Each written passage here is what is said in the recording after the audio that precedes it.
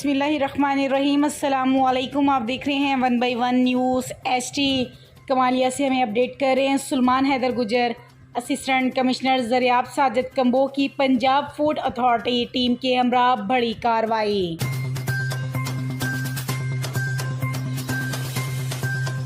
मोहल्ला इस्लामपुरा में जाली बोतलें तैयार करने वाली फैक्ट्री पर छापा।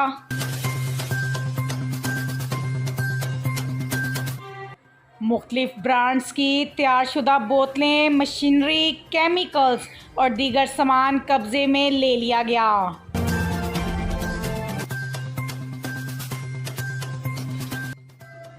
फैक्ट्री सील, मालिक के खिलाफ मुकदमा दर्ज।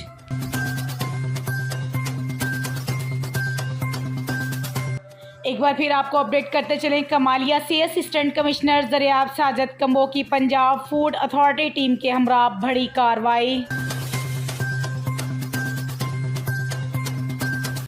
मोहल्ला इस्लामपुरा में जाली बोतलें तैयार करने वाली फैक्ट्री पर छापा।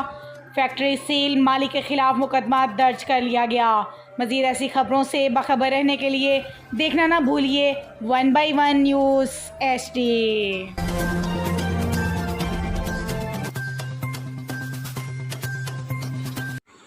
यूट्यूब पर हमारे चैनल को लाइक करें, शेयर करें और सब्सक्राइब करें और घंटी का निशान दबाना ना भूलिएगा ताकि आने वाली हर नई वीडियो आपको मौसूल हो सके।